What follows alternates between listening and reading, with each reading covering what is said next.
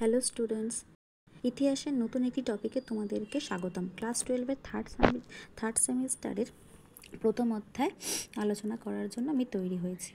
তো তোমরা চ্যাপ্টারটাকে ভালো করে বুঝে নাও, তারপর তোমাদের সাথে আমি এমসিকিউ সলভ করব। প্রথমেই পর্যটকদের বিবরণের ভিত্তিতে ভারতের সমাজ ও রাজনীতি চ্যাপ্টারটা খুবই ইম্পর্টেন্ট। এমসিকিউ হলেও তোমাদের খুবই খুঁটিয়ে খুঁটিয়ে জিনিসটা পড়তে হবে, তবে গিয়ে তোমরা একটা ভালো মার্কস পাবে। তাহলে চলো শুরু করা যাক। পর্যটকদের বিবরণের ভিত্তিতে ভারতের সমাজ ও রাজনীতি।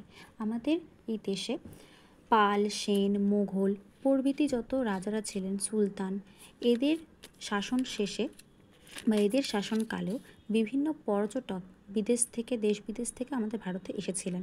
তারা যেভাবে ভারতকে নিজেদের রচনায় তুলে ধরেছেন সেইটা আমরা জানব। ঠিক আছে, তাহলে ঘটনার সূত্রপাতটা আমাদের জানতে হবে যে কবে হয়েছিল। 646 খ্রিস্টাব্দে হর্ষবর্ধনের মৃত্যু হয়। এটা ভীষণ ইম্পর্ট্যান্ট। কবে? 647 খ্রিস্টাব্দে হর্ষবর্ধনের মৃত্যু হয়। সরি, আমার একটু ভুল হয়ে গেছিলো। ঠিক আছে, তারপর কি হলো? 10ম শতক নাগাদ কাশ্মীরে উৎপল ও লোহার রাজবংশ তৈরি হয়। পাল ও সেন বংশ তৈরি হয়। গুর্জর, প্রতিহার, চোল, চালুক্য, রাষ্ট্রকূট, রাজপুত প্রভৃতি সাম্রাজ্যগুলো তৈরি হতে থাকে হর্ষবর্ধনের মৃত্যুর পর। ঠিক আছে, এরপর এদের শাসন চলতে 13শ শতক নাগাদ 1206 খ্রিস্টাব্দে সুলতানি শাসনের সূচনা হয়। 1206 খ্রিস্টাব্দে সুলতানি শাসনের সূচনা হয়। এরপর 1707 খ্রিস্টাব্দে মুঘল সম্রাট ঔরঙ্গজেবের মৃত্যু হয়। এইভাবে খ্রিস্টীয় 10ম থেকে সপ্তদশ শতক পর্যন্ত বিভিন্ন পরিবর্তন হতে থাকে, যা কিনা আমরা বিভিন্ন সাহিত্য, লিপি, প্রত্নতাত্ত্বিক উপাদান, বিদেশি পর্যটকদের দ্বারা জানতে পারি, যেগুলো আমি তোমাদের বলছিলাম। এই সময় যে সমস্ত রাজারা রাজত্ব করে গিয়েছেন, তারা বিভিন্ন উপাধি এবং তারা নাকি ঈশ্বরের দান, এই রিলেটেড কিছু কথা তারা নাকি বলেছিলেন। ঠিক আছে, আগে আমরা উপাধিগুলো জেনে নেব। খুবই ইম্পর্টেন্ট এই উপাধিগুলো, তোমাদের এমসিকিউর জন্য খুব ইম্পর্টেন্ট। একেবারে তোমাদের এমসিকিউটাও হয়ে যাবে আর বোঝানোটাও হয়ে যাবে। পাল রাজা পরমেশ্বর মহারাজা ধীরাজ, পরম ভট্টারক, এই ধরনের উপাধিগুলো তারা ব্যবহার করতেন। সেন রাজাদের মধ্যে কারা রয়েছে? বল্লাল সেন, বিজয় সেন, লক্ষণ সেন। বল্লাল সেনের মধ্যে অবিরাজনী শঙ্কর, তিনি এই উপাধি ব্যবহার করতেন। বিজয় সেন খুবই ইম্পর্টেন্ট, তোমরা চাইলে খাতায় নোট ডাউন করে নাও। অবিরাজ ভৃষভঙ্কর। তারপর লক্ষণ সেন অবিরাজ মর্দন শঙ্কর। প্রত্যেকেই দেখো অবিরাজ কথাটা রয়েছেই, শঙ্কর কথাটাও রয়েছে, শুধু মাঝখানেরগুলো চেঞ্জ হয়েছে। বল্লাল সেনের ক্ষেত্রে নয়হস্যি বিসর্গ নি। ঠিক আছে, অবিরাজ নি শঙ্কর। বিজয় সেনের ক্ষেত্রে অবিরাজ ভৃষ ভঙ্কর।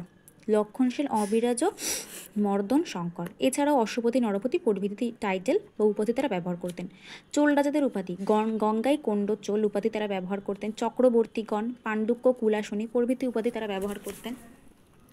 এরপর এনারা নিজেদের দৈব শক্তি প্রতিষ্ঠা করতে চাইতেন এবং রাজাদের পর যুবরাজ দায়িত্ব নিতেন, রাজপরিবারের দায়িত্ব নিতেন যুবরাজ। রাষ্ট্রকূটের রাজারা কী ধরনের উপাধি ব্যবহার করতেন? পরমেশ্বর, পরম ভট্টারক, মহারাজা ধীরাজ। পাল বংশটা মুখস্থ করলেই এটা কিন্তু হয়ে যাবে একই। এরপর সুলতানি যুগ। 1206 খ্রিস্টাব্দে কুতুবুদ্দিন আইবক সুলতানি শাসন প্রতিষ্ঠা করেন। সুলতানি যুগ কে প্রতিষ্ঠা করেন? কুতুবুদ্দিন আইবক। ঠিক আছে, এরপরে কি হচ্ছে?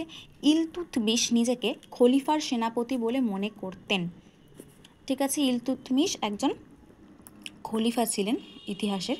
ঠিক আছে, তোমরা জানবে সুলতানি যে ইতিহাস আমরা পড়েছি ছোটোবেলায়, সেখানে ইলতুৎমিশ কথাটা আমরা পেয়েছিলাম। তো ইলতুৎমিশ নিজেকে খলিফার সেনাপতি মনে করেন। এভাবে প্রশ্ন দেবে, খলিফার সেনাপতি কে মনে করতেন? ইলতুৎমিশ, কুতুবুদ্দিন নাকি গিয়াসউদ্দিন? তখন ইলতুৎমিশে তোমরা টিকমার্ক করে দেবে। গিয়াসউদ্দিন বলবন নিজেকে নায়েবাতি খুদাই বলেছেন। এছাড়াও জিলিল্লাহ বা ঈশ্বরের ছায়া বলে মনে করেছেন। এগুলো তোমরা খাতায় প্লিজ নোট ডাউন করে নাও, এমসিকিউ আকারে লিখে নাও। ঠিক আছে, আমি বোঝানোর জন্য এইভাবে লিখেছি। তিনি রাজসভায় সিজদো, নতজানু হয়ে বসে থাকা। সিজদো কথার অর্থ হচ্ছে নতজানু হয়ে বসে থাকা, এটাও খুব ইম্পর্টেন্ট। এছাড়া পাইবস, সম্রাটের পদযুগলকে চুম্বন করা। পাইবস কথার অর্থ কি? সম্রাটের পদযুগলকে চুম্বন করা। এই যে সিজদা পাইবস কে তৈরি করেছেন?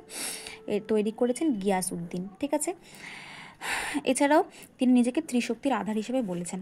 এরপরে মন্ত্রী পরিষদ, এই যে রাজাদের উপাধি হিসেবে উপাধিগুলো জানলাম, এবার মন্ত্রী পরিষদ সম্বন্ধে জানবো। পাল আমলে মহাকুমারামাত্য, মহাদণ্ডনায়ক, মহাসন্ধি বিগ্রহক মন্ত্রীদের আমলের গুরুত্বপূর্ণ মন্ত্রীদের নাম এগুলো। সেন আমল মহাভোগপতি, মহাধর্মাধ্যক্ষ, মহাসেনাপতি। চোল আমলের কোনো মন্ত্রিসভা সেরকম ছিল না, ঠিক আছে, কিন্তু কর্মচারী মণ্ডলী ছিল। এদের নাম কি? পেরুনদনম, সিরুদনম। পেরুনদনম হচ্ছে উচ্চপদস্থ কর্মচারী, সিরুদনম হচ্ছে নিম্নপদস্থ কর্মচারীদের বলা হয়। বেতন হিসেবে এদেরকে জমি প্রদান করা হতো। প্রত্যেকটা তোমরা এমসিকিউ আকারে ছোটো ছোটো করে লিখে নেবে, বা পরবর্তীকালে তোমরা চাইলে আমি করে দেবো।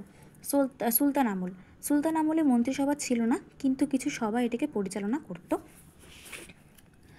মজলিসি খলওয়াত, নানা বিষয় সুলতানকে এরা পরামর্শ দিত, ঠিক আছে। বললাম যে এই আমলে মন্ত্রিসভা ছিল না, কিন্তু একটা পরিষদ ছিল, এরা নাকি পরামর্শ দিত। এছাড়াও বাড়ি খাস ছিল। ওয়াজির, সুলতানের পরেই ছিল এদের স্থান। মুঘলদের ভকিল, মুঘল আমলের প্রধানমন্ত্রী বাদশাহকে পরামর্শ দিতেন। বাদশাহকে মুঘল আমলে যিনি পরামর্শ দিতেন তাকে বলা হয় ভকিল। মীর সামান, সম্রাটের গৃহ পরিচালনার ভারপ্রাপ্ত যিনি ছিলেন তাকে বলা হয় মীর সামান। মুহতসিব, জনসাধারণের জন্য ধর্ম ও নৈতিকতা প্রচারে ভারপ্রাপ্ত। মীর বকশি, সামরিক বিভাগ চালনা করতেন। তো আমরা আজকে মন্ত্রী অবধি পড়লাম। এরপরে আস্তে আস্তে বিভিন্ন পার্টে এই চ্যাপ্টারটা কমপ্লিট করা হবে, কারণ আমি চাই না একেবারে 40-50টা উত্তর লিখিয়ে দেবো তারপরে তোমাদের ওখান থেকে কমন দিতে। আমি চাই না, পুরো চ্যাপ্টারটা তোমাদের থরলি আগে বোঝাবো, তারপর সেখান থেকে তোমরা নিজেরাই এমসিকিউ বানিয়ে নিতে পারবে। তো এই ভিডিওটা আরও পার্টে পার্টে আসবে। তোমরা চ্যানেলটা প্লিজ সাবস্ক্রাইব আর শেয়ার করে দিও। Thank you.